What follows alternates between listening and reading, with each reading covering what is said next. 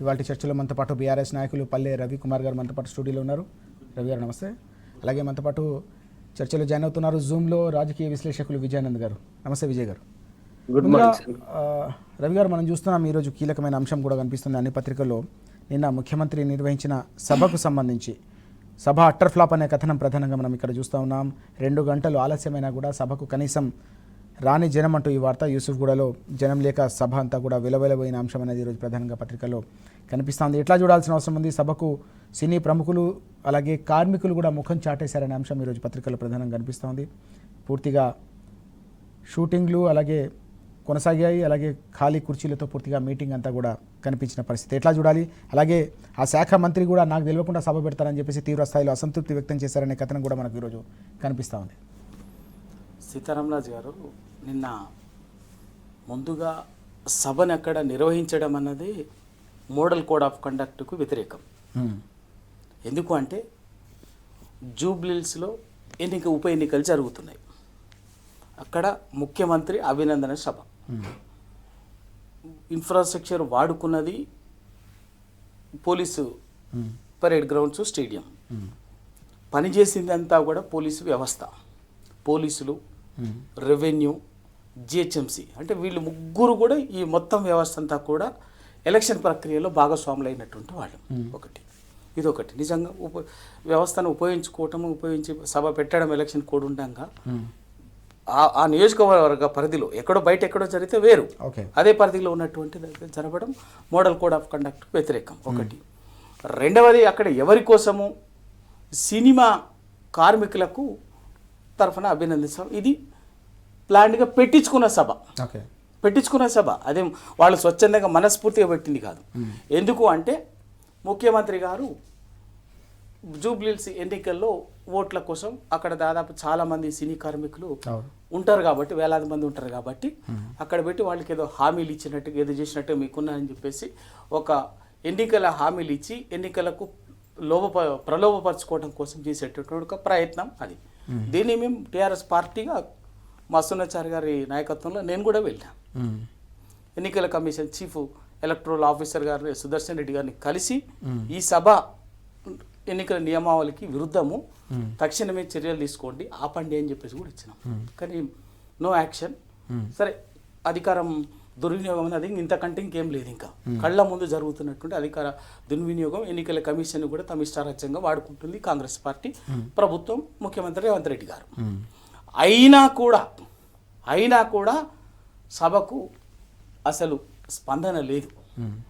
ఇది సభ పెట్టించుకోవటమే కాకుండా ముఖ్యమంత్రి గారు స్వయంగా వాళ్ళని బెదిరించి ఆ రోజు షూటింగ్లు లేవని చెప్పి మొత్తంగా అంత షూటింగ్లు బంద్ అని చెప్పేసి మొత్తం చెప్పినా కూడా సభకు వచ్చినటువంటి వాళ్ళంటే ఎంత అంటే అసలు కనీసం 1/3 కుర్చీలు కూడా నిండలే, ఖాళీ కుర్చీలు వచ్చినటువంటి వాళ్ళు కూడా ఏంటంటే సినిమా షూటింగ్ల కోసం అక్కడి నుంచి తీసుకొచ్చేటటువంటి వాళ్ళని తప్ప ఇంక వేరే ఇంక లేదు. ఒక సినిమా ప్రముఖుడు ఎవడూ లేడు అక్కడ, ఒక్క దిల్ రాజు తప్ప ఇంకెవ్వరూ లేరు. మళ్ళీ దాన్ని ఉన్నది కూడా ఏదైతే ఎన్నికల హామీలో వీళ్ళు అధికారంలోకి వచ్చిన వెంటనే ఆ చిత్రపురి కాలనీలో ఉన్నటువంటి వాటిని అవకతవకలు మేము సరిదిద్దుతాం అని చెప్పేసి చర్యలు తీసుకుంటాం 6 నెలలు అని చెప్పేసి చెప్పిండో, అదేవిధంగా సినీ కార్మికులకు ఏదైతే చెప్పిందో అటువంటి ఆ వ్యక్తినే ఆడ ముందు పెట్టి సభ నడపడం అనేది దొంగతనం చేసినటువంటి వానికి తాళం చేయించి అప్పచెప్పించినట్టు ఆడ స్పష్టంగా కనిపించింది. అంటే ఎక్కడ అంటే కేవలం ముఖ్యమంత్రి ఆఖరికి సినిమా శాఖ మంత్రి, సినిమాటోగ్రఫీ ఉన్నది కోమటిరెడ్డి వెంకటరెడ్డి గారు, ఆయన బహిరంగానే చెప్పారు. కనీసం నాకు తెలియదు సినిమాటోగ్రఫీ మంత్రిగా ఉన్నాను నేను, కనీసం మర్యాదగా కూడా కనీసం నాకు చెప్పలేదు. నేను ఎక్కడో బాంబేలో టూర్లో ఉన్నాను, టూర్లో ఉంటే కూడా కనీసం చేసేస్తూ ఉంటుంది దాన్ని ముఖ్యమంత్రి గారు అది మాట్లాడి. అయినా ఇన్ని చేసినప్పటికి కూడా నిన్నటి సభ సూచిస్తున్నది ఏంటంటే కాంగ్రెస్ పార్టీ ఎన్ని కుప్పిగంతులు వేసినా జూబ్లీహిల్స్లో ప్రజలు వాళ్ళని ఆదరించే పరిస్థితి లేదు అన్నది నేను చాలా స్పష్టంగా తేలిపోయింది. అదొక సిమ్టమ్ తేలిపోయింది. ఎందుకు అంటే ఇవాళ సినిమాకు సంబంధించి ప్రత్యేకంగా కార్మికులకు ఒక హామీ ఇచ్చింది సినిమా వర్కర్స్కి. ఏమని 30% మీకు వేతనానికి సంబంధించి ఇస్తామని చెప్పి చెప్పారు. వచ్చిన 6 నెలల అధికారంలోకి వచ్చిన వాళ్ళని మేము చేసి పెడతామని చెప్పేసి చెప్పింది. ఆఖరికి సినిమా కార్మికులు షూటింగ్లు బంద్ చేసి సమ్మె చేస్తే కూడా ఆ పని కూడా చేయలే. మోసం చేసినది వాళ్ళ కోపం ఉంది, కార్మికుల కోపం ఉన్నది. పైగా సినిమా ఇండస్ట్రీ పెద్దల్ని కూడా మనం బహిరంగంగా చూసినాం. నాగార్జునని ఇట్లా బెదిరించిండ్రు, నాగార్జున కుటుంబాన్ని కొండా సురేఖ గారు, రేవంత్ రెడ్డి గారు ఎంత కూడా ఏ విధంగా బెదిరించారో సినిమా సమాజంతో పాటు మొత్తం ప్రపంచం కూడా చూసింది. అల్లు అర్జున్ విషయంలో కూడా ఆ సినిమా సందర్భం చిన్న ఇవన్నీ కూడా ఏమైందంటే మమ్మల్ని బెదిరించి లొంగ తీసుకొని అవసరం వచ్చింది కాబట్టి వాళ్ళని మమ్మల్ని దగ్గరికి తీసేదో మాకేదో మంచి చేస్తామన్నట్టుగా చెప్తున్నారని చెప్పేసి వాళ్ళకు ఆల్రెడీ స్పష్టంగా ఉంది. కాబట్టి ఎవ్వరి నుంచి కూడా మినిమం 24 క్రాఫ్టులకు సంబంధించి అక్కడ సభ పెడితే, అభినందన సభను పెడితే, స్వయంగా ముఖ్యమంత్రి గారికి అభినందన సభను పెడితే అక్కడ ఉన్నటువంటిది ఏంటంటే అన్ని వర్గాలని తెలంగాణ సమాజంలో అధికారం కోసము కాంగ్రెస్ పార్టీ, రేవంత్ రెడ్డి నాయకత్వంలోని కాంగ్రెస్ పార్టీ ప్రభుత్వము అధికారంలోకి వచ్చేందుకు ఇచ్చినటువంటి ప్రతి హామీని నెరవేర్చలే, మోసం చేసింది, వంచింది. అట్లాగే సినిమా కార్మికులని, సినిమా ఇండస్ట్రీని కూడా వంచడమే కాకుండా బెదిరించింది. కాబట్టి వాళ్ళ ఎందుకు అని చెప్పేసి దూరంగా ఉంది. తప్పనిసరిగా ఇవాళ అది చాలా స్పష్టంగా అట్టర్ ఫ్లాప్ అన్నది కాదు, దాని సంకేతం ఏంటంటే కాంగ్రెస్ పార్టీ ప్రభుత్వం పట్ల ప్రజల్లో జూబ్లీహిల్స్ నియోజకవర్గ ఓటర్లలో ఉన్నటువంటి మనోభావాలకి నిన్నటి సభ అర్థం పట్టింది. ఖచ్చితంగా బుద్ధి చెప్పబోతున్నారు, చాలా స్పష్టం అది. ఇంకా అటు తిమ్మిని తిమ్మించేసి ఇంకేమైనా మాట్లాడవచ్చు. కానీ అక్కడికి వచ్చినటువంటి వాళ్ళల్లో కూడా 50% కనీసం ఆ సినిమా ఇండస్ట్రీకి సంబంధించినటువంటి వర్కర్స్ కాదు. ఎప్పుడు సినిమా షూటింగ్లకు పెద్ద పబ్లిక్ మీటింగ్లు అవసరమైనప్పుడు 1000-2000 మందిని తీసుకుపోతారు కదా, ఆ మాస్ మీటింగ్ ఏదైనా చూపించాలనుకున్నప్పుడు స్క్రీన్ మీద అప్పుడు తీసుకొచ్చేటటువంటి బల్క్ వాళ్ళని ఎక్కడి నుంచో బయట ప్లేసుల నుంచి తీసుకొచ్చారు తప్ప సినిమా కార్మికులు కానీ, జూనియర్ ఆర్టిస్టులు కానీ ఎవ్వరు కూడా అక్కడ ఆ దరిదాపుల్లో కనిపించలేదు. ఖచ్చితంగా ఇది కాంగ్రెస్ పార్టీ పట్ల వాళ్ళ తెలంగాణ మొత్తం సమాజంలో ఉన్నటువంటి దానికి అర్థం పడుతుంది. Okay, right. మనం చూస్తూ ఉన్నాం సీఎం సభ అటర్ ఫ్లాప్ కావడం అనేది తెలంగాణ ప్రజల నాడిని, అన్నిటికంటే ముఖ్యంగా బై ఎలక్షన్స్ జరుగుతున్న జూబ్లీహిల్స్ ప్రజల నాడిని అద్దం పడుతుందని చెప్పేసి పల్లె రవి గారు చాలా స్పష్టంగా చెప్తున్న అంశాన్ని మనం చూస్తున్నాం. గతంలో సినీ ప్రముఖులకు సంబంధించిన వ్యవహారాలు, వారిని వేధించిన వ్యవహారం కావచ్చు, కార్మికులకు ఇచ్చిన హామీలను కూడా తుంగలో తొక్కి కనీసం ఒక్క హామీని కూడా నెరవేర్చకపోవడంతోనే సినీ కార్మికులు కూడా పెద్ద ఎత్తున ప్రభుత్వం పైన, కాంగ్రెస్ పైన తీవ్ర స్థాయిలో వ్యతిరేకత ఉంది. కాబట్టి సభకు ముఖం చాటేశారు. ఈ క్రమంలోనే ఈ సభ అటర్ ఫ్లాప్ అయిందనే అంశాన్ని కూడా రవి గారు చెప్తున్న అంశాన్ని మనం చూస్తూ ఉన్నాం. చర్చలు మనతో పాటు విజయ్ గారు కంటిన్యూ అవుతున్నారు. విజయ్ గారు, మనం చూస్తున్నాం ఇప్పటికే జూబ్లీహిల్స్ ఎన్నికల ప్రచారంలో బీఆర్ఎస్ పార్టీ దూసుకుపోతూ ఉంటే కాంగ్రెస్ వెలవెలబోతుంది, కాంగ్రెస్ ప్రచారం అనే చర్చ ఇప్పటికే జూబ్లీహిల్స్ వ్యాప్తంగా కూడా చర్చ జరుగుతున్న సందర్భాన్ని మనం చూస్తున్నాం. తాజాగా ఏకంగా ముఖ్యమంత్రి నిన్న నిర్వహించిన సభ కూడా అటర్ ఫ్లాప్ అయిందనే కథనాలు ఈరోజు పత్రికల్లో చూస్తూ ఉన్నాం. దాదాపు 2 గంటలు ఆలస్యంగా వచ్చినా కూడా ప్రజలు తరలి రాలేదు, కనీసం సినీ కార్మికులు కూడా తరలి రాలేదనే అంశం కూడా ఇక్కడ ప్రధానంగా కనిపిస్తుంది. ఎందుకోసం ఇలాంటి పరిస్థితి వచ్చిందంటే ఏం చెప్తారు? అన్నిటికంటే ముఖ్యంగా జూబ్లీహిల్స్ నియోజకవర్గంలోనే సినీ కార్మికులు ఎక్కువగా ఉండే ప్రాంతంలోనే పెట్టిన సభను కూడా ఈ రకంగా పూర్తిగా వారంతా కూడా ముఖం చాటేజాని ఎట్లా అర్థం చేసుకోవాలి? గుడ్ మార్నింగ్ అందరికీ. కాంగ్రెస్ పార్టీ రాజకీయ నిర్వహణ చాలా గందరగోళంగా, తర్వాత ఒక ప్లాన్లెస్ గా ఉంది. అదృష్టంగా గత ఎన్నికలలో అధికారంలోకి వచ్చినప్పటికీ కూడా ఇప్పుడు ఇంకా అధికారంలోకి వచ్చిన తర్వాత పార్టీ నిర్వహణ, తర్వాత వాళ్ళ మధ్య సమన్వయం లేకపోవడము, హడావుడి నిర్ణయాలు, ఇట్లాంటివి అనేకము కూడా స్పష్టంగా బయటికి కనబడుతున్న పరిస్థితి ఉంది. అందులో నిన్నటి సభ చూస్తే అది ఇంకా క్లియర్ గా ఉంటది. దీనిలో ఇప్పుడు పల్లె రవికుమార్ గారు చెప్పినట్టు అది ఎన్నికల నియమావళికి విరుద్ధము అని చెప్పినప్పుడు ఎన్నికల నియమావళికి విరుద్ధమైనా కానీ దాన్ని పెట్టిండ్రు ఎందుకు అంటే అది సడన్ గా హడావుడిగా తీసుకున్న నిర్ణయము. అక్కడ పరిస్థితి వాళ్ళు చూస్తే కొద్దిగా వాళ్ళకి గందరగోళంగా, భయంగా కనబడుతుంది. ఆ ఎన్నిక ఓడిపోతామనేటువంటి ఒక ఆందోళనలో ఆ పార్టీ ప్రభుత్వం ఉంది అనేది మనకు క్లియర్ గా కనబడడానికి ఈ సభ నిర్వహణే ఒక ఉదాహరణగా చెప్పొచ్చు. ఎందుకంటే చేతులెత్తేసే పరిస్థితి కనబడుతుంది కాబట్టి సీఎం గారే రంగంలోకి దిగి ఇంకేదైనా చేద్దాం డ్యామేజ్ కంట్రోల్ అన్నట్టుగా ఈ సభ పెట్టారు. అట్లా పెట్టారని చెప్పడానికి ఏంటంటే కనీసం ఆ శాఖ మంత్రికి కూడా వాళ్ళు సమాచారం ఇవ్వకుండా ప్లాన్ లేకుండా సడన్ గా పెట్టిన సభ అని స్పష్టంగా అర్థమవుతుంది. అది మంత్రి గారి వ్యాఖ్యల ద్వారానే అర్థమవుతున్నది.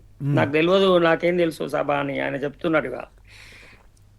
అవును. అంటే ఇమీడియట్ గా అప్పటిదప్పుడు మరి ఏం చేద్దామంటే మీరు వస్తే ఇట్లా చేద్దాం అట్లా చేద్దామని ఇక చుట్టూ ఉన్న వాళ్ళు ఎవరో చెప్తే చేసినట్టు.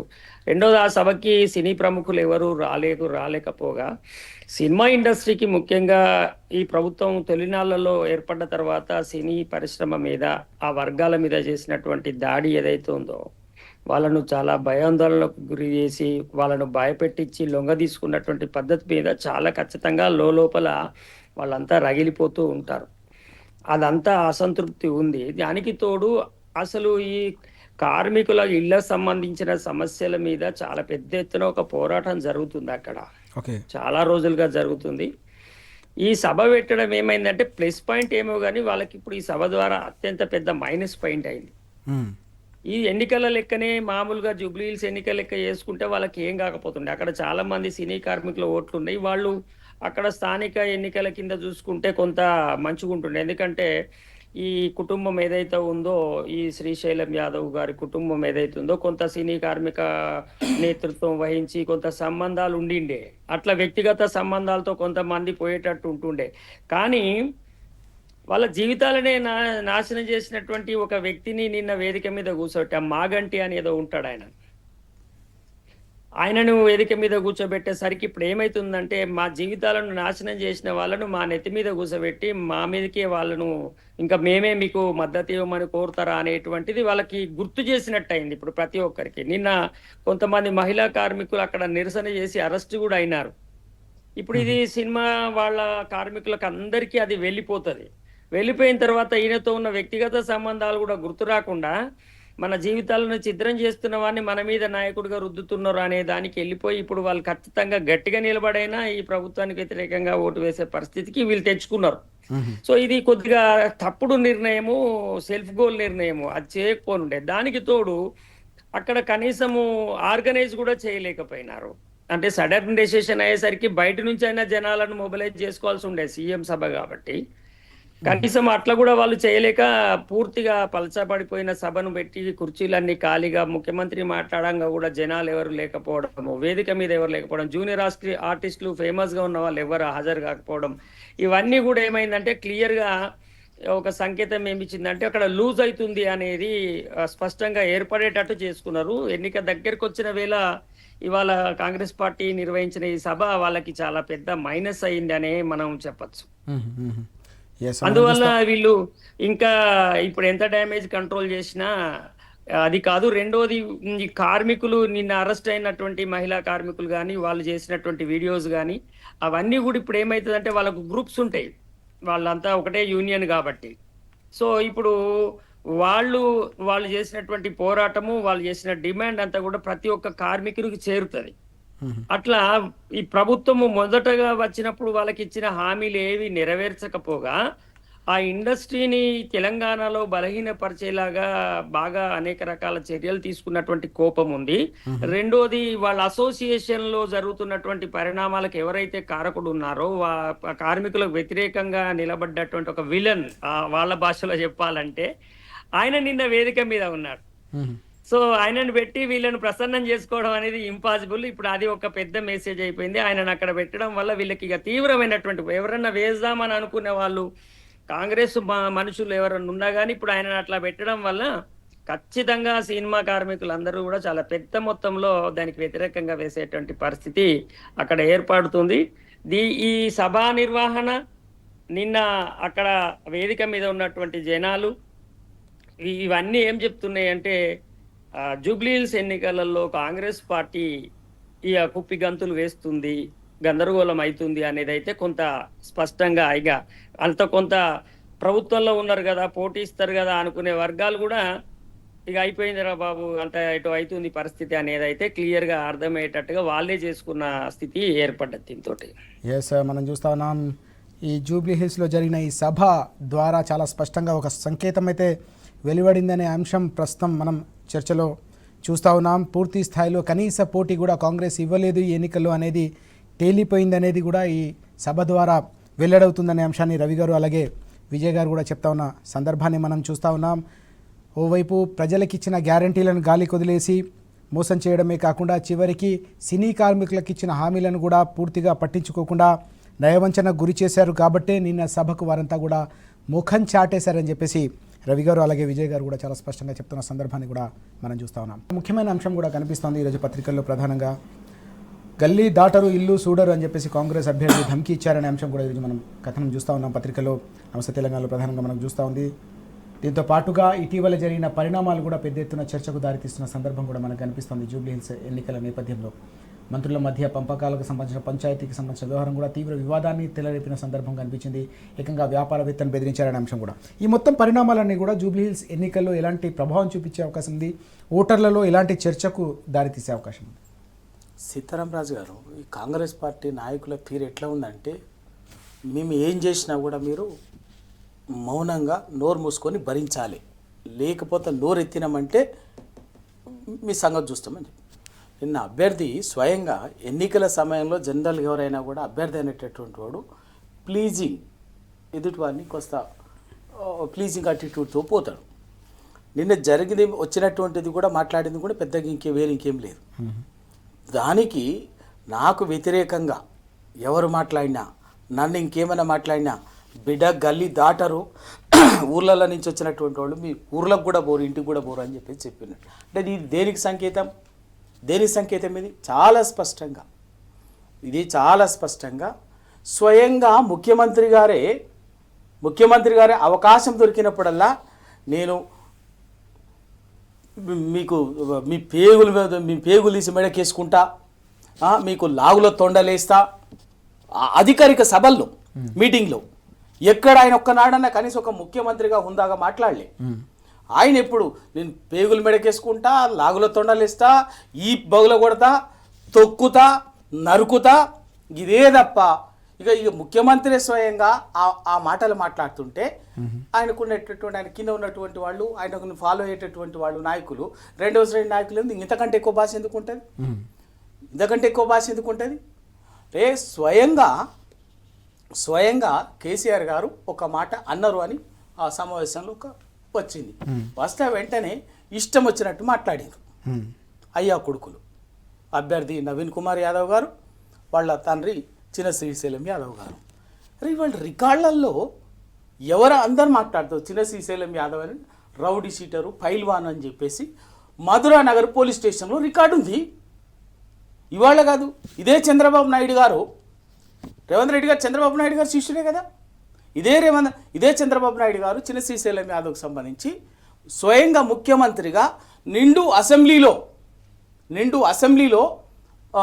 చంద్రబాబు నాయుడు వైఎస్ రాజశేఖర రెడ్డి గారు ముఖ్యమంత్రిగా నిండు అసెంబ్లీలో అయ్యా చంద్రబాబు నాయుడు గారు మీ ఇంత పెద్ద రౌడీ షీటర్లని మీరు చిన్న శ్రీశైలం యాదవ్ అని చెప్పేసి చేర్చుకున్నారని చెప్పింది. అంటే అది ఉన్నది చట్ట ప్రకారంగా రికార్డులలో ఉన్నటువంటి దాన్ని కూడా ఉంది. బైండ్ ఓవర్ అయింది అని చెప్పేసి దాన్ని మాట్లాడింది. వాళ్ళు ఎక్కడికంటే ముఖ్యమంత్రి గారు ఇష్టానుసారంగా మాట్లాడతారు, ఇష్టానుసారంగా చేస్తారు, రౌడీ రాజ్యాన్ని నడిపిస్తారు. ఇదేమని ప్రశ్నించినటువంటి వాళ్ళ మీద దౌర్జన్యంగా కేసులు పెడతారు, అక్రమ కేసులు పెడతారు, ఇష్టం వచ్చినట్టు చేస్తారు. ఆఖరికి మొన్న సొంత మంత్రి కొండా సురేఖ, మీరు నేను ఎవరో మీడియానో ఊహించి రాసిన కథనం కాదు కదా, స్వయంగా సొంత మంత్రి బిడ్డ కొండా సురేఖ గారి బిడ్డ సుష్మిత ఏం చెప్పింది? ముఖ్యమంత్రి మనిషి రోహిన్ రెడ్డి ఒక డక్కన్ సిమెంట్స్ కంపెనీ డైరెక్టర్ని పిలిపించి ఆయన పక్కనే ముఖ్యమంత్రి ఇంట్లో నుంచి వచ్చి ముఖ్యమంత్రి ఇచ్చిన తుపాకీ పట్టుకొని వచ్చేసి ఆయన మీద పెట్టి గన్ పెట్టి బెదిరించిండు. అది బయటపడింది కాబట్టి మేము బెదిరించినట్టు, మా ఓఎస్డి బెదిరించినట్టుగా మా ఇంటి మీదకి వచ్చారని చెప్పేసి అమ్మాయి మాట్లాడింది. అంటే హైదరాబాద్లో, తెలంగాణలో మీరు సెటిల్మెంట్లు, పొద్దున్న లేసి సెటిల్మెంట్లు, బెదిరింపులు, తుపాకులు పెట్టి స్వయంగా రివాల్వర్ పాయింట్ బ్లాక్లో పెట్టి బెదిరించే కాడికి వచ్చిందంటే వాళ్ళ మీరు ఏమి చెప్పబోతుంది. గడచిన 9.5 ఏళ్లలో కేసీఆర్ గారు తెలంగాణలో లా అండ్ ఆర్డర్ విషయం కానీ, మౌలిక సదుపాయాల విషయంలో కానీ, ప్రజల విషయంలో కానీ చాలా హైదరాబాద్ని ఒక శాంతియుతంగా అన్ని కోణాల్లో, మత సామరస్యం విషయంలో కానీ, లా అండ్ ఆర్డర్ విషయంలో కానీ, ఏ విషయంలో కూడా ఏ ఒక్క వర్గం కూడా ఇబ్బంది పడకుండా ఒక అద్భుతమైనటువంటి ఒక సామరస్యపూర్వక, స్నేహపూర్వక, ప్రశాంత వాతావరణాన్ని నెలకొల్పింది. ఈ 20 నెలల కాలంలో అరాచకం తప్ప దౌర్జన్యం బయటికి కనిపించని ఇంకా మొత్తం పొద్దున్న లేసి సెటిల్మెంట్లు, దౌర్జన్యము. ఇప్పుడు మనం ఓపెన్గా చూసినాం. సినిమా ఇండస్ట్రీకి సంబంధించినటువంటిది మనం వాళ్ళ నెట్లో సెట్ చేసుకున్నాం, అట్లా సెట్ చేసుకున్నాం. అందుకనే దాని ఫలితం కూడా అనుభవించారు. సినిమా పెద్ద ప్రముఖులనే దౌర్జన్యంగా బెదిరించడం అనేది వీళ్ళకి ఏమైపోయిందంటే అనుకోకుండా అధికారం వచ్చింది.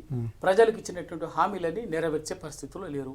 దాంతో ఎక్కడ అవకాశం దొరికితే అక్కడ అందరూ దండుపాలెం ముఠా లెక్క అందరూ దండుపాలెం ముఖ ఈయన ముఖ్యమంత్రి ఎట్లున్నాక ఇంకా మిగతా వాళ్ళందరూ కూడా మాకెందుకు వచ్చింది పైన అంత ఎవరికల్లా దంచుకోవటమే ఉంది. ఇష్టానుసారంగా సెటిల్మెంట్లు, వ్యవహారాలు, కాంట్రాక్టులు, మిగతా వ్యవహారాలు ఏ విషయంలో కూడా భూములకు సంబంధించి బిల్డర్లని, పారిశ్రామికవేత్తలని అందరినీ బెదిరించడము, ఇష్టానుసారంగా చేసేటటువంటి ఒక అరాచక పాలనని కొనసాగిస్తున్నారు. కాబట్టి ఇవాళ అభ్యర్థి నవీన్ కుమార్ యాదవ్, జూబ్లీహిల్స్ అభ్యర్థి నవీన్ కుమార్ యాదవ్ అన్నాడు అంత ధైర్యంగా మాట్లాడగలిగాడు. ఇవాళ అభ్యర్థి అయ్యుండి మొట్టమొదటి అభ్యర్థిత్వాన్ని ప్రకటించిన తెల్లారే పీజీఆర్ అంటే హైదరాబాద్లో, తెలంగాణలో అందరికీ ఒక కార్మిక నాయకుడు, ఒక పేదల కోసం నిరంతరం కొట్లాడతాడు, రాజకీయ అభిప్రాయాలతోటి పార్టీలతో సంబంధం లేకుండా అంగీకరిస్తారు. అటువంటి వ్యక్తినే ఈయన సీటు డిక్లేర్ చేసిన తెల్లారే ఆయనని పీజీఆర్ నాన్ లోకలు ఎక్కడోడు అని చెప్పేసి మాట్లాడి నోటు దురుస్తాం. అంటే మేము ఏమైనా మాట్లాడతాం, మేము ఏమైనా చేస్తాం, మాకు మీరు మీ ఓటు వేయటము మీరు మౌనంగా ఉండి నోరు మూసుకొని కళ్ళు మూసుకొని ఓటు వేయాలి అంతే తప్ప ఇంకేం మీరేం మాట్లాడవద్దు. వాళ్ళ తరఫున ఇవ్వాలి. అందుకే వాళ్ళ తిరుగుతుంటే కూడా టీఆర్ఎస్ శ్రేణులు బయట ఊర్లలో అక్కడ బూత్ల వారీగా డోర్ టు డోర్ తిరుగుతుంటే కూడా ఆ భయం కనిపిస్తుంది. ఓటర్లలో ఆ భయం కనిపిస్తుంది.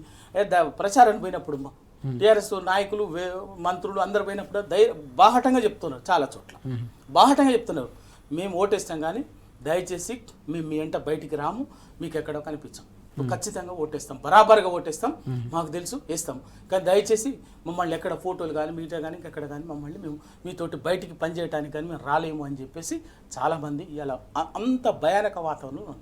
ఎందుకంటే తెలుసు, అందరికీ తెలుసు.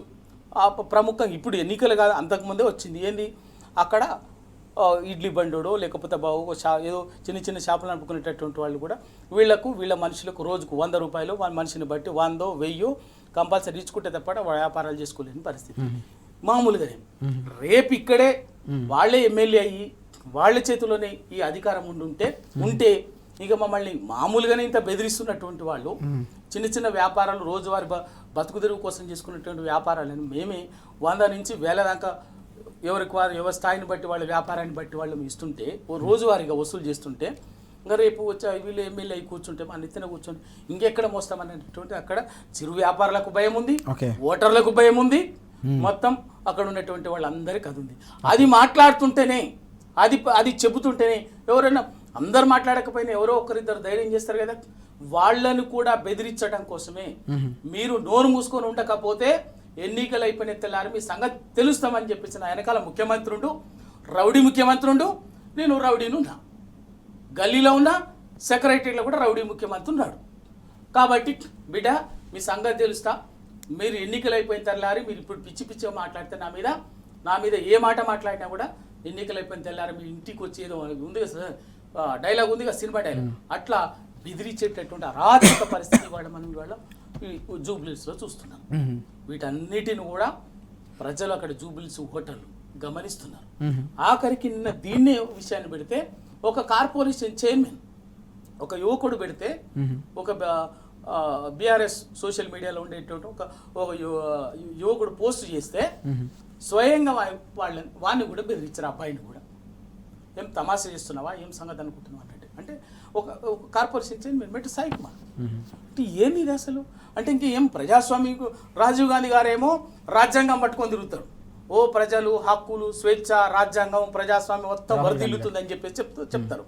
వీళ్ళు చేసే పనేమో ఇవి, క్షేత్రస్థాయిలో జరుగుతున్నటువంటి పనేమో ఇది. ఇవన్నిటినీ తెలంగాణ సమాజమే కాదు ఇవాళ జూబ్లీహిల్స్ ఓటరు క్షుణ్ణంగా పరిశీలిస్తున్నాడు. క్షుణ్ణంగా, ఎందుకంటే 9.5 ఏళ్లలో కేసీఆర్ గారి పరిపాలన కాలంలో ఏ విధంగా ఉన్నది, ఎంత శాంతియుతంగా సామరస్యంగా ఎవరు బతుకు వాళ్ళు బతికిరో, ఎవరు ఇంతగా సామరస్యంగా వాళ్ళు ఎవరు బతుకుదరు పనులు వాళ్ళు చేసుకున్నారో, ఇవాళ అది ఎట్లా చెదిరిపోయిందో వాళ్ళకు ప్రత్యక్షంగా అర్థమవుతుంది. మళ్ళీ ఇంకా ఎక్కువ మాట్లాడితే కూడా ఏం చేస్తారని చెప్పి ఒక భయానక వాతావరణంలో వాళ్ళు కనిపిస్తున్నారు.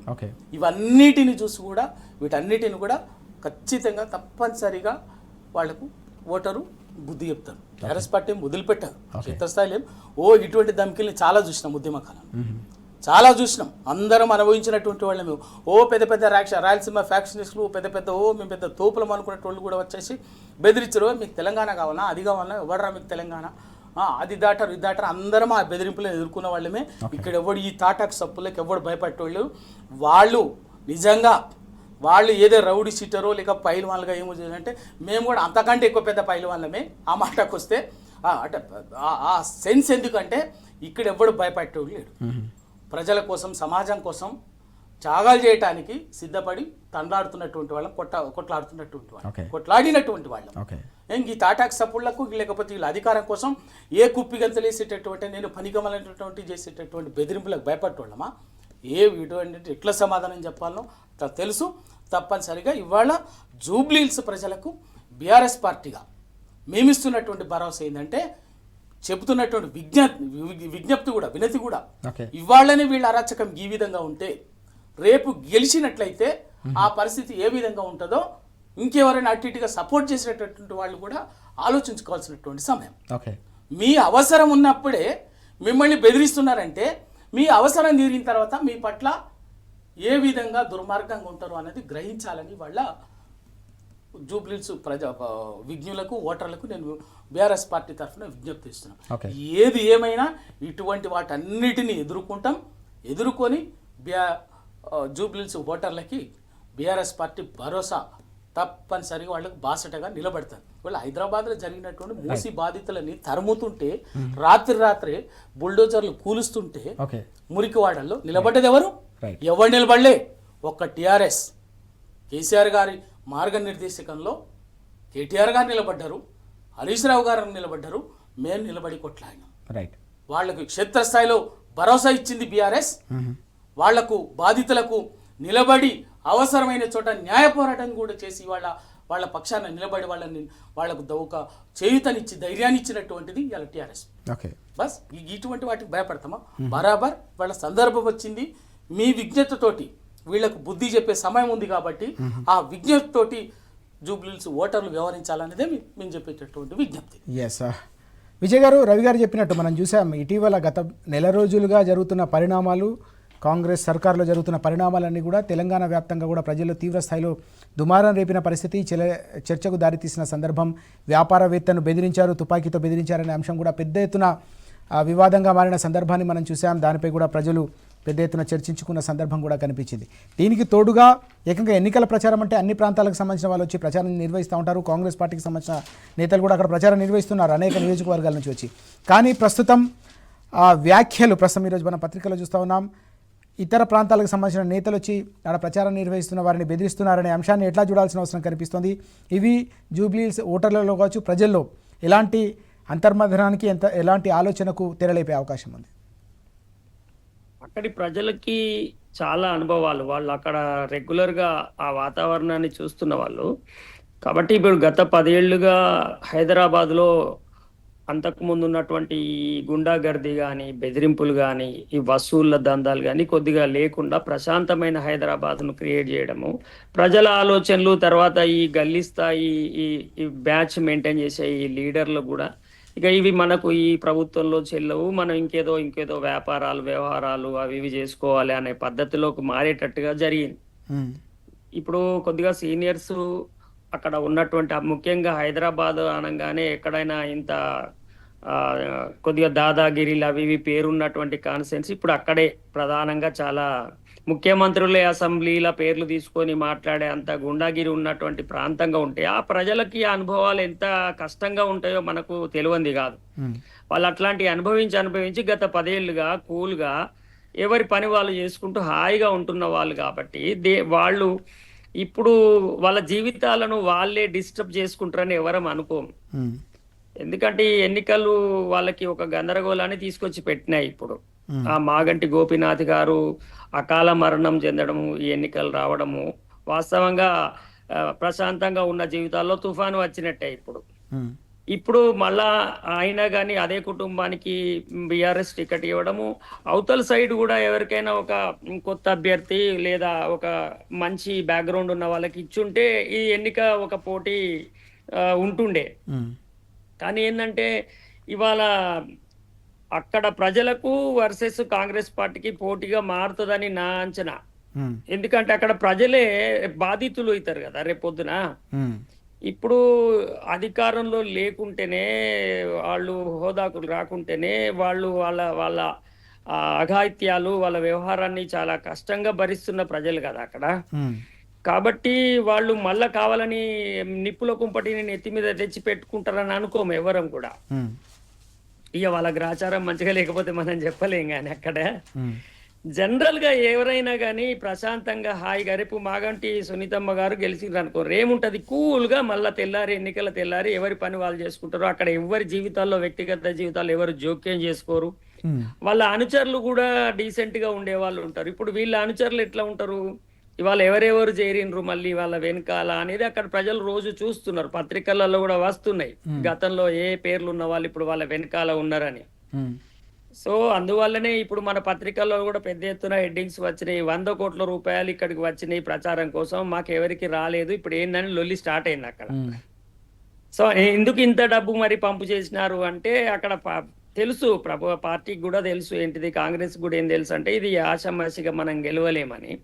అందుకనే ఇప్పుడు ఇవాళ ఎంఐఎం లాంటి పార్టీ అనేక సార్లు కాంగ్రెస్ కు వ్యతిరేకంగా మాట్లాడిన పార్టీ కూడా ఇవాళ వాళ్ళను కూడా ఒప్పించి మెప్పించి ఒక రకంగా బెదిరించినట్టు కూడా మనం అనుకోవచ్చు. వాళ్ళను చేర్చుకొని తర్వాత ఇప్పుడు మనం బీజేపీ ప్రచారాన్ని కానీ బీజేపీ విధానాన్ని కానీ ఆ ఎన్నికలలో వాళ్ళు చేస్తున్నటువంటి తీరుతెన్నులన్నింటినీ కూడా చూసినప్పుడు కూడా ప్రజలకి ఇప్పుడు అర్థమవుతున్నది. కాబట్టి ఇప్పుడు ప్రజలే నిలబడి బీఆర్ఎస్ ని అక్కడ ఎన్నుకోవడం అనేది వాళ్ళకు చాలా అత్యంత, ఎవరికి బీఆర్ఎస్ కాదు, బీఆర్ఎస్ కు ఆ సీట్ అనేది పెద్ద విషయం కాదు, కానీ ప్రజలకు అక్కడ చాలా జీవన్మరణ సమస్య. ఇవాళ బీఆర్ఎస్ గెలవకపోతే వాళ్ళ జీవితాలలో పెను తుఫాను వస్తుంది అనేది వాళ్ళకి తెలుసు. కాబట్టి ఖచ్చితంగా ఇప్పుడే వాళ్ళు ఏం వ్యాఖ్యలు చేస్తున్నారు, మీరు గలీకి వెళ్ళి బయటకు వెళ్తారా రాబోయ్ మీరు అని చెప్పే మాటలు మాట్లాడే పరిస్థితి ఉన్నదంటే వాళ్ళు ఎట్లా బిహేవ్ చేస్తారు రేపొద్దున అనేది వాళ్ళ అనుభవంలో వాళ్ళు తెలుసుకున్న వాళ్ళు కనుక ఖచ్చితంగా వాళ్ళు చాలా జాగ్రత్తలు తీసుకుంటారు. వాళ్ళు కేర్ఫుల్ గా సైలెంట్ గా ఖచ్చితంగా నిలబడి ఓటు వేస్తారు అనేది ఒకటి.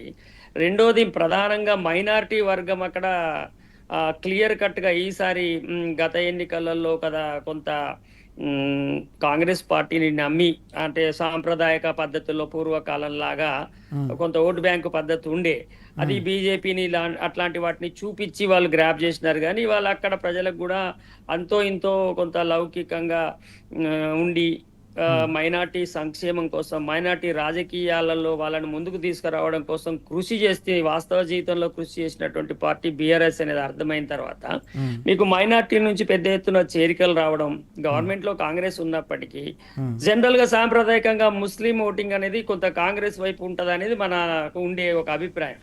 వాటన్నిటిని పక్కన పెట్టి ఇవాళ మైనార్టీ వర్గాల నుంచి కూడా పెద్ద ఎత్తున ఈ పార్టీలో చేరడం, యాదవ వర్గాలు వాళ్ళ పోటీలో ఉన్నప్పటికీ కాంగ్రెస్ నుంచి కొంత యాదవ వర్గాలు కూడా కొంతమంది ఇప్పుడు బీఆర్ఎస్ లో చేరడం, పెద్ద మొత్తంలో కొంత ప్రజల నుంచి కదలిక ఉంది. అయితే బహిరంగంగా వచ్చే వాళ్ళు కొంత ధైర్యంగా నిలబడే వాళ్ళు రాగలుగుతారు, రాజకీయాల జోక్యం ఉన్న వాళ్ళు రాగలుగుతారు. కానీ ప్రజలకే ఇవాళ ఒక ఏజెండా ఏర్పడ్డది జూబ్లీ హిల్స్ లో. వాళ్ళ రాజకీయ నాయకులకు పార్టీలకు కాదు, ఇప్పుడు వాళ్ళకి రోజు జీవన్మరణ సమస్య అవుతుంది. చిన్న చిన్న జీవితాలలో వీళ్ళకి జోక్యం ఉంటదనే భయం వాళ్ళకు ఉంటది. కాబట్టి ఖచ్చితంగా సైలెంట్ ఓటు మాత్రము ఈ ఒక రేపటి దౌర్జన్యాలు గుండాగిరి జరుగుతుందని నమ్మిన ప్రతి వాళ్ళు పోయి రేపు లైన్ నిలబడి ఖచ్చితంగా ఓటు వేస్తారు. ఆ ఓటు ఖచ్చితంగా అది కాంగ్రెస్కు వ్యతిరేకంగా. ఎందుకంటే కాంగ్రెస్ ఒక రకంగా ఏమనుకున్నదంటే ఈయన మనకు మంచి అభ్యర్థి అవుతాడని అనుకున్నారు, అందువల్ల సెలెక్ట్ చేసినారు. కానీ ఇప్పుడు అదే బూమరంగ్ అయిపోయి ఇప్పుడు ఆయననే ఇప్పుడు ఆయన కొంత సమస్యగా మారిపోయే పరిస్థితి రేపు ఎన్నికలలో వాళ్ళకి కనబడుతుంది. అందువల్లనే ఆ డ్యామేజ్ కంట్రోల్లో భాగంగా ఇట్లాంటి సభలు హడావుడిగా అనాలోచితంగా పెట్టి నవ్వుల పాలయ్యే పరిస్థితి కనబడుతుంది. అవినీతి ద్వారా పెద్ద మొత్తంలో డబ్బులు పంపిణీ చేయడం ద్వారా అట్లా ఏమన్నా ప్రయత్నాలు జరుగుతున్నాయి. కానీ ఏమైతుందంటే అక్కడ ప్రజలు వాళ్ళ యొక్క జీవితాలలో పెద్ద మొత్తంలో నష్టం జరుగుతుంటే 2000కు 5000కు ఓట్లు వేసేంత అమాయకంగా కూడా హైదరాబాద్ ప్రజలు ఉండరు. కొంత అది కూడా ఇన్ఫ్లుయెన్స్ ఈ నియోజకవర్గంలో జనరల్ గా కొంత ఇన్ఫ్లుయెన్స్ చేస్తుంది. డబ్బు, మద్యము ఇవి ఎన్నికల్లో ఇవాళ రేపు చేస్తున్నాయి. కానీ ఏమైందంటే ప్రజలు మనకిచ్చే 5,000 రూపాయలు 3,000 రూపాయలు కాదు, కానీ రేపు మనకి 3 లక్షలు 5 లక్షలు 10 లక్షలు ఒక్కొక్కసారి ఇప్పుడు హైడ్రా లాంటి వాడు తేవడం ద్వారా ఒక్కొక్కడు ₹1,00,00,000 మనము నష్టపోయినాము, ఇది తప్పు చేసినాము. ఈ అవినీతి పద్ధతులలో ఓటింగ్ వేయడం అనేది మన జీవితాలను మనమే నాశనం చేసుకోవడం అవుతుంది అనేసి ఒక గరీబ్ గాన్లకు కూడా ఇవాళ అర్థమవుతున్నది. సో ఈ చైతన్యము అనుభవంలో కాంగ్రెస్ వచ్చిన తర్వాత ప్రజలు చూస్తున్నారు. కాబట్టి పేద వర్గాలు రేపు ఎక్కడైనా చిన్న చిన్న స్లమ్స్ గల్లీలు ఉన్న వాళ్ళని ఖచ్చితంగా రేపు హైడ్రా ఎఫెక్ట్ అవుతుందని ఒక భయం కూడా వాళ్ళకు ఉన్నది. కాబట్టి రేపు వాళ్ళకు ఒక ఎవరో నిలబడే ఒక ప్రతినిధి కావాలి. హైడ్రాకు వ్యతిరేకంగా నిలబడ్డది ఒకటే ఒక పార్టీ బీఆర్ఎస్. రైట్. కాబట్టి దాన్ని ప్రాతినిధ్యాన్ని వాళ్ళు పోడగొట్టుకుంటారని మనము అనుకోలేము. Okay, right. మనం చూస్తూ ఉన్నాం చాలా కీలకమైన అంశాలు చర్చకు వస్తున్న పరిస్థితి అయితే కనిపిస్తూ ఉంది. అన్నిటికంటే ముఖ్యంగా జూబ్లీహిల్స్ ప్రజల చైతన్యం తప్పకుండా ప్రతిబింబిస్తుంది. ఎన్నికల్లో ప్రశాంతంగా ఉండాలని ప్రజలు కోరుకుంటున్న నేపథ్యంలో తప్పకుండా సైలెంట్ ఓటింగ్ జరగబోతోంది. తప్పకుండా ప్రశాంతంగా ఉండాలని చెప్పేసి జూబ్లీహిల్స్ ప్రజలంతా కూడా కోరుకుంటున్న నేపథ్యంలో ఆ దిశగానే ఓటింగ్ ప్రక్రియ కూడా ఉండబోతుందని కూడా రవి గారు అలాగే విజయ్ గారు కూడా చెప్తున్న సందర్భాన్ని మనం చూస్తున్నాం. ఇటీవల జరిగిన ప్రతి పరిణామాన్ని కూడా ప్రజలు పెద్ద ఎత్తున చర్చించుకుంటున్న పరిస్థితి. గతంలో 10 ఏళ్ల పాటు ప్రశాంతంగా పరిపాలన కావచ్చు, పెద్ద ఎత్తున ప్రోగ్రెసివ్ పాలసీలతో పరిపాలన కొనసాగితే పూర్తిగా గత నెల రోజులుగా మరీ ముఖ్యంగా జరిగిన పరిణామాలు ఏవైతే ఉన్నాయో పారిశ్రామికవేత్తలకే ఏకంగా బెదిరించడం, దానికి తోడుగా మంత్రుల మధ్య పంపకాల పంచాయతీకి సంబంధించిన వార్తలు, ఇవన్నీ తాజాగా ఈ బెదిరింపులకు సంబంధించిన వ్యవహారాలన్నీ కూడా తప్పకుండా ప్రజల్లో చైతన్యాన్ని మరింతగా పెంచుతూ ఉన్నాయి. తప్పకుండా పూర్తి స్థాయిలో ఆలోచించిన తర్వాత ప్రతి ఒక్కరు కూడా కాంగ్రెస్ ప్రజా వ్యతిరేక నిర్ణయాలకు ఈ మొత్తం వ్యవహారాలకన్నిటికీ కూడా గుణపాఠం చెప్తారని కూడా స్పష్టం చేస్తున్న సందర్భం మనం చూస్తూ ఉన్నాం. రవి గారు, మరొక కీలకమైన అంశం కనిపిస్తుంది. ఓవైపు ఉద్యోగులు పూర్తి స్థాయిలో పీఆర్సీ పత్తా లేదు. కేంద్ర ప్రభుత్వం ఓవైపు 8వ వేతన సంఘానికి సంబంధించిన నియామకం దిశగా అడుగులు వేస్తే రాష్ట్ర ప్రభుత్వం 2 ఏళ్లు గడుస్తున్న పీఆర్సీకి పత్తా లేకుండా పూర్తిగా ఉద్యోగులను, రిటైర్డ్ ఉద్యోగులకు సంబంధించిన అంశాన్ని, హక్కులను కాలరాస్తుందనే అంశం తీవ్ర వివాదానికి తెరతీస్తున్న పరిస్థితి కనిపిస్తుంది. ఉద్యోగుల్లో తీవ్ర స్థాయిలో అసంతృప్తికి, ఆగ్రహానికి కారణమవుతుంది. మరోవైపు విద్యార్థి లోకమంతా కూడా మండిపడుతున్న పరిస్థితి. ఫీజు రీయింబర్స్మెంట్ బకాయిలు 9,000 కోట్ల రూపాయలు పెండింగ్లో ఉంటే కనీసం 900 కోట్లైనా ఇవ్వండి అని చెప్పేసి కాలేజీ యాజమాన్యాలు ఏకంగా పెద్ద ఎత్తున బంద్కు పిలుపునిస్తున్న సందర్భం. కాలేజీలు మూసివేసుకుంటాం, నడపలేమని చెప్పేసి చేతులు ఎత్తేస్తున్న సందర్భం కూడా కనిపిస్తుంది. ప్రభుత్వంపై తీవ్ర స్థాయిలో విరుచుకుపడుతున్న పరిస్థితి ఎట్లా చూడాలి? ఓవైపు విద్యార్థులు, మరోవైపు ఉద్యోగులకు సంబంధించిన కీలకమైన అంశాలు. మనం సీతారామరాజు గారు, ముందుగా ఉద్యోగులకు సంబంధించి వాస్తవంగా 10 ఏళ్లకు ఒకసారి పీఆర్సీ వస్తుంది. 10 ఏళ్లకు ఒకసారి పీఆర్సీ ఉంటుంది. నిన్న కేంద్ర ప్రభుత్వము ఇక్కడ చర్చ కూడా ఎందుకు మళ్ళీ మొదలైందంటే, నిన్న కేంద్ర ప్రభుత్వము 8వ వేతన 8th పే రివిజన్ కమిషన్ని అపాయింట్ చేయడానికి జనవరి 1వ తారీఖు నుంచి అది నిర్ణయం తీసుకున్నది. అప్పటికే ఇక్కడ 2 సంవత్సరాలుగా మన దగ్గర బలంగా డిమాండ్ ఉన్నది. ఎందుకు అంటే మన మొదటి తెలంగాణ స్టేట్లో ఫస్ట్ పీఆర్సీ మొదటి పే రివిజన్ దానికి సంబంధించినటువంటి సవరణది 2023 జూన్ 30 కల్లా కంప్లీట్ అయింది. అందుకే అయిపోగానే వెంటనే అప్పుడు కేసీఆర్ గారు, అప్పటి ముఖ్యమంత్రి కేసీఆర్ గారు వెంటనే సీనియర్ ఐఏఎస్ ఆఫీసర్ శివశంకర్ చైర్మన్గా, ఇంకో ఐఏఎస్ ఆఫీసర్ రామయ్యని సభ్యుడిగా పే రివిజన్ కమిషన్ అపాయింట్ చేసింది. అది జనరల్గా ఏమంటే 6 మంత్స్లో అది ఉద్యోగ సంఘాల నుంచి, పెన్షనర్స్ నుంచి, రకరకాల ఇష్యూస్ మీద మిగతా సమాజం నుంచి రిప్రజెంటేషన్స్ను తీసుకొని ఒక గవర్నమెంట్కి సిఫారసులు చేస్తుంది. 6 మంత్స్ ఉంటుంది. అయితే అదేమైందంటే అది అపాయింట్ చేసింది, అది అయిపోయి అపాయింట్ చేసింది, ఎలక్షన్ కోడ్ అవన్నీ వచ్చేసింది. ఆ టైంలో అయిపోయినాక చేయాలి. దాని టైం ఏమైంది, మామూలుగా ఎలక్షన్ 2024 గవర్నమెంట్ మారింది. ఓకే 2024 ఏప్రిల్ 2వ తేదీ కల్లా దాని టర్మ్ కూడా అయిపోయింది. వాస్తవంగా అప్పటికల్లా దాని నివేదికను తెప్పించుకొని కొత్తగా ఏర్పడినటువంటి ప్రభుత్వం వెంటనే అమలు చేయాలి. ఓకే అది చెయ్యలే. చేయకపోగా దాన్ని మళ్ళీ ఒక 6 నెలలు గడువు పొడిగించింది. ఇంకా దాన్ని అట్లనే చేసుకుంటూ వచ్చింది. ఆ పే రివిజన్ కమిషన్ నివేదిక, సమగ్ర నివేదిక ఇవ్వడానికి సిద్ధంగా ఉన్నది. నివేదికను సిద్ధం చేసి పెట్టింది. ప్రభుత్వం తీసుకొని దాన్ని క్యాబినెట్లో చర్చించి నిర్ణయం చేయాలి. చేయలేదు.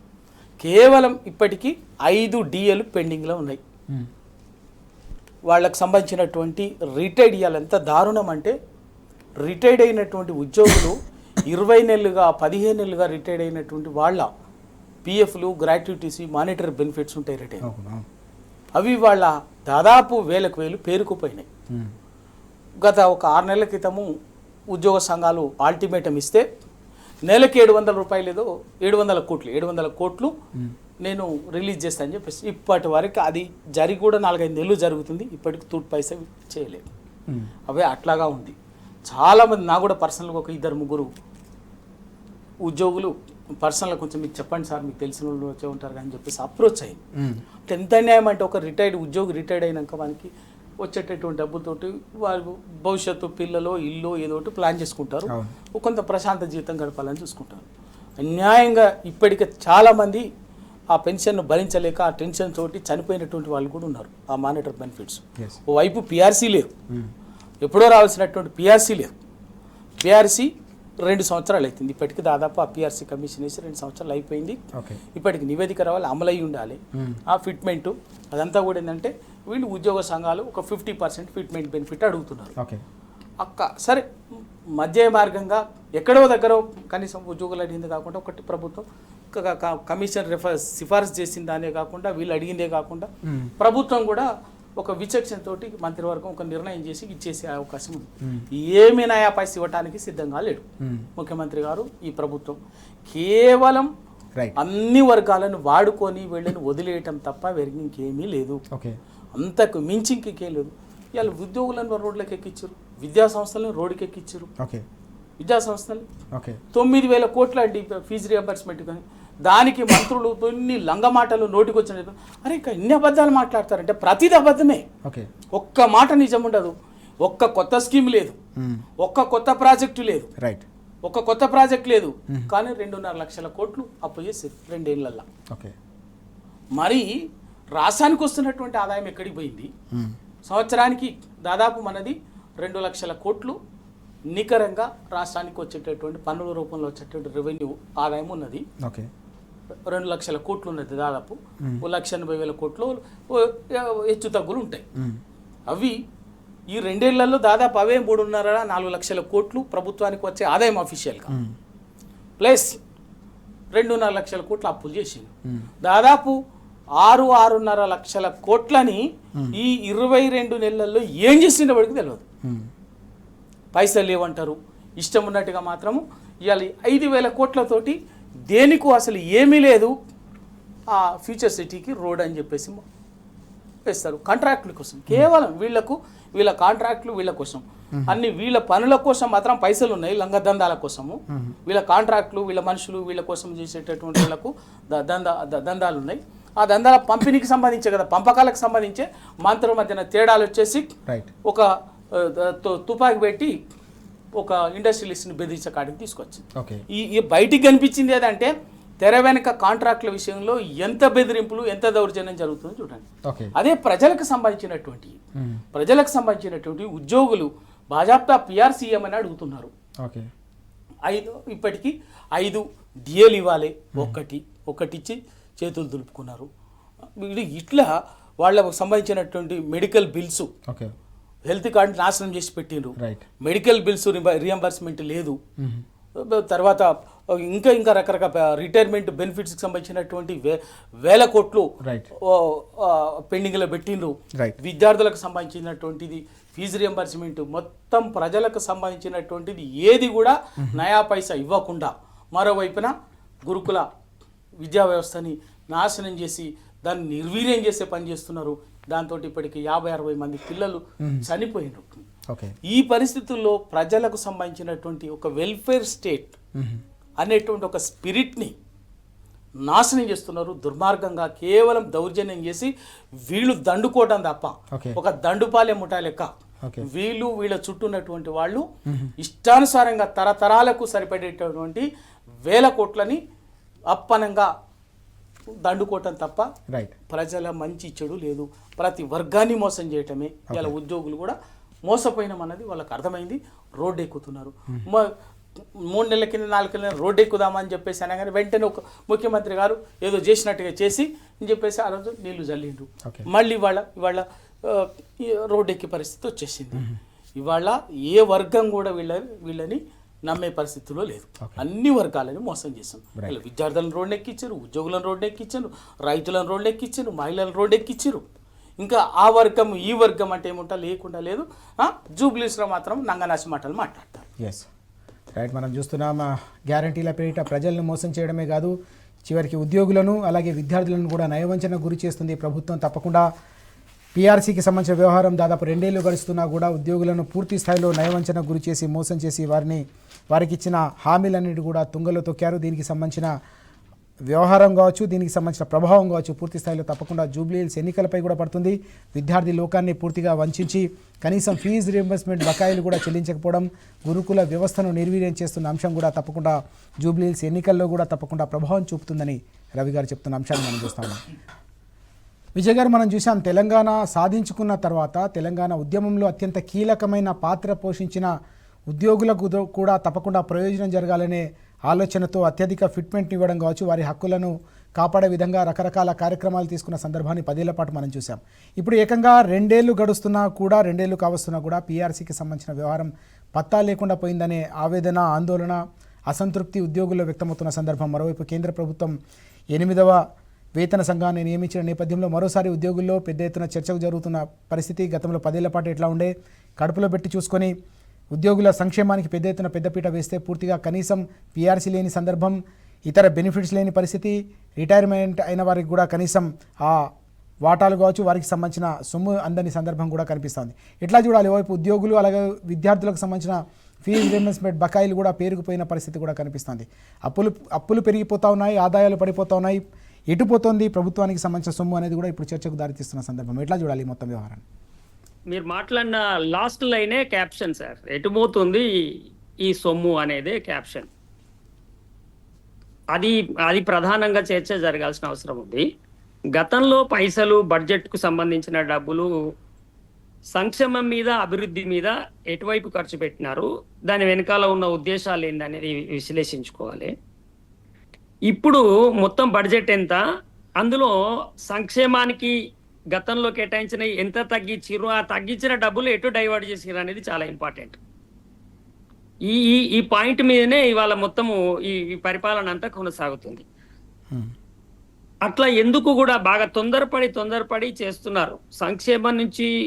సంక్షేమానికి వాళ్ళు ఇచ్చిన వాగ్దానాలు కాదు, గతంలో ప్రభుత్వం కొనసాగించినటువంటి సంక్షేమ కార్యక్రమాలకి కేటాయించిన డబ్బులను కూడా ఆ ప్రజలకు డైరెక్ట్గా నేరుగా చేరేటట్టు ఏదైతే చేసిండ్రో అప్పుడు ప్రభుత్వము, వాటిని కూడా ఆపి వాటిని వాళ్ళ అభివృద్ధికి సంబంధించిన అంశాల మీద అడ్వాన్సుల కింద చెల్లింపులు చేస్తున్నటువంటి పరిస్థితి మనకు స్పష్టంగా కనబడుతుంది.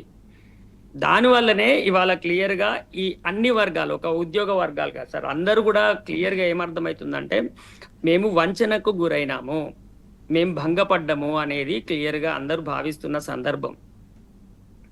ఉద్యోగుల విషయంలో గత ప్రభుత్వము ఆర్థికంగా వాళ్ళకు చేయాల్సినవి పెద్దగా ఏమీ నష్టాలు చేయకపోగా చాలా వరకు పీఆర్సీలు పెంచి లాభాలు చేసినప్పటికీ వాళ్ళ మనోభావాలు కొద్దిగా అర్థం చేసుకోవడంలో వైఫల్యం చెందిరనే ఒక విమర్శ ఉంది. అదేంటిదంటే కొద్దిగా ఈ రైతులు, పేదలు, ముసలి వాళ్ళు ఇట్లాంటి వాళ్ళకి ఎప్పుడైనా మనకి బడ్జెట్లో ప్రాబ్లం ఉన్నప్పుడు వాళ్ళకు టైంకు అన్ని వేసి రైతు బంధు, పెన్షన్స్ ఇవన్నీ వేయడం ద్వారా 1వ తారీఖు కాకుండా 5వ తారీఖు, 6వ తారీఖు, 2వ తారీఖు జీతాలు పడడం అదొకటి వాళ్ళని కొంత చేసింది. కానీ నెల జీతాలు పడ్డాయి, వాళ్ళకి సంబంధించిన అన్ని ఇంక్రిమెంట్స్ వచ్చినాయి, అదొకటి. తర్వాత ఈ ట్రాన్స్ఫర్స్ సంబంధించిన ఈ 2 అంశాలు వాటిని చాలా తీవ్రంగా ప్రచారం చేసి వాళ్ళ మనోభావాలను రెచ్చగొట్టి ఆ వర్గాలు కొంత పోయినసారి బీఆర్ఎస్ పార్టీకి దూరమైన మాట వాస్తవం.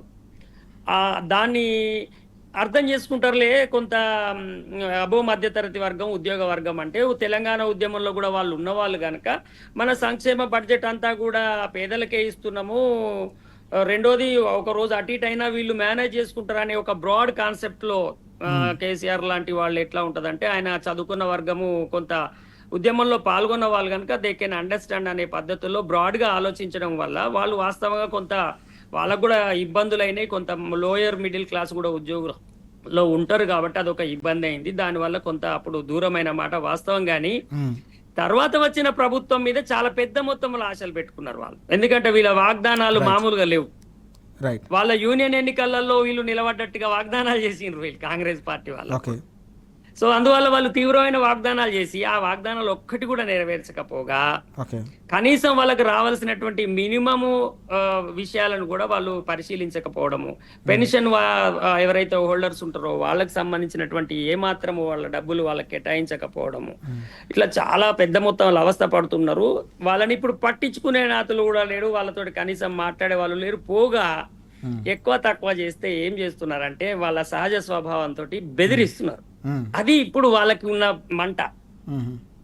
అరే ఇండైరెక్ట్ గా మమ్మల్ని పిలిచి మాకు వార్నింగ్లు ఇవ్వడం, బెదిరియడము, లేకపోతే మమ్మల్ని వ్యక్తిగతంగా టార్గెట్ చేయడం లాంటివి చేస్తున్నారు అనేది చాలా హ్యూమిలేట్ అవుతున్నారు వాళ్ళంతా. ఇంకొక విషయం గమనిస్తే ఏమైతుందంటే ఇప్పుడు మీరు అన్నారు ఒక ట్యాగ్ లైన్ ఏంటంటే ఈ డబ్బులన్నీ ఎట్టిపోతున్నాయి అంటే మీరు గమనించండి. మొన్ననే ప్రశాంత్ రెడ్డి గారు ఒక ప్రెస్ మీట్ పెట్టి పెద్ద ఎత్తున ఒక పెద్ద విషయాన్ని బయట పెట్టారు. అది రోడ్ల కుంభకోణం. ఎన్ని వేల కోట్ల రూపాయలను అక్కడ మొబిలైజేషన్ అడ్వాన్స్ల కింద ఇవ్వడానికి ప్లాన్ చేసినారు. తర్వాత ఈ ఒక స్కూల్స్ అని మండలానికి ఒక స్కూల్ అని ఒకటి పెడుతున్నారు ఈ మధ్య. అది అనౌన్స్ చేసినారు. అనౌన్స్ చేసుడు తోటే దానికి 20,000 కోట్ల రూపాయలు అడ్వాన్స్ కింద 10,000 కోట్ల రూపాయలు నియోజకవర్గానికి అక్కడ ఉన్నటువంటి నాయకునికి అప్పచెప్తున్న పరిస్థితి. మనకున్న బడ్జెట్ ఎంత, మనకున్న సంక్షేమానికి పోయేది ఎంత, మనం ఈ కేటాయింపులు చేస్తే ఈ సంక్షేమ పథకాలన్నీ ఆగిపోతాయి కదా. రైతులకు పోయిన సంవత్సరం సన్నవాట్లకి ఇప్పుడు దాదాపు 13,000 కోట్ల రూపాయల బోనస్ పైసలు బాకీ పడ్డది ఇప్పటికి ప్రభుత్వము. ఇప్పుడు వర్షాకాలంలో ఇంకా చాలా డబల్ వస్తుంది ఆ పంట. ఈ చెల్లింపులకు వాళ్ళ దగ్గర డబ్బులు లేవు. సో ఈ పరిస్థితులు ఉన్న నేపథ్యంలో వీళ్ళ అభివృద్ధి కార్యక్రమాల పేరిట కాంట్రాక్ట్లకి మొబిలైజేషన్ అడ్వాన్స్లు ఇవ్వడం, ఇట్లాంటివి చేయడం. ఎందుకంటే వాళ్ళకి నమ్మకం లేదు ఈ ప్రభుత్వం ఎంతకాలం కొనసాగుతుందని. నిన్న ఒక నల్గొండ నుంచే ఈ ప్రభుత్వం 3 నెలల్లో కోల్పోతుందని ఒక నాయకుడు ప్రకటించినాడు. ఈ నేపథ్యంలో ఆ రాజకీయ నాయకుల ప్రవర్తన గాని, ఈ ఫండ్స్ ను మరలించుకోవడం గాని ఎట్లా ఉంటుందో మనం అందరం అంచనా వేయడానికి పెద్ద దూరమైంది ఏం కాదు కనుక ఇప్పుడు హాస్టళ్లు, తర్వాత విద్యా సంస్థలకు, ప్రైవేట్ వాళ్ళకి చెల్లించే డబ్బులు ఇవన్నీ బకాయిలు పడ్డ సందర్భంలో చాలా గందరగోళమైన పరిస్థితుల్లో ప్రభుత్వము, రాష్ట్రం పరిస్థితి ఉంది. కాబట్టి ఒక తీవ్రమైన సిచ్యువేషన్ అయితే తెలంగాణ ఎదుర్కొంటుందని అయితే మనం చెప్పొచ్చు. దానివల్ల ప్రజలందరూ కూడా చాలా అసంతృప్తితో ఉన్నమాట మాత్రం వాస్తవం. మొత్తం ఆర్థిక వ్యవస్థనంతా కూడా చిన్నాభిన్నం చేసి ఇచ్చిన హామీలను గాలికి వదిలేసి వ్యవస్థనంతా కూడా విధ్వంసం చేశారనే ఆందోళన, అసంతృప్తి, అలాగే ఆగ్రహం ప్రజల్లో వ్యక్తమవుతుంది. జూబ్లీహిల్స్ ఎన్నికల నేపథ్యంలో అక్కడి ఓటర్లలో కూడా పెద్ద ఎత్తున దీనిపై చర్చ జరుగుతున్న పరిస్థితి. ప్రజలు కూడా జరుగుతున్న ప్రతి పరిణామాన్ని, ఆర్థిక వ్యవస్థ విధ్వంసాన్ని, అలాగే ఇచ్చిన హామీలు గాలికి వదిలేసిననే అంశంపై కూడా పెద్ద ఎత్తున చర్చించుకుంటున్న సందర్భం కూడా మనం చూస్తా ఉన్నాం. Thank you very much Ravi గారు, అలాగే విజయ్ గారు చర్చలో పాల్గొన్నందుకు థ్యాంక్ యూ అండి. ఇది వాటి వార్తలు వాస్తవాలు. నమస్తే.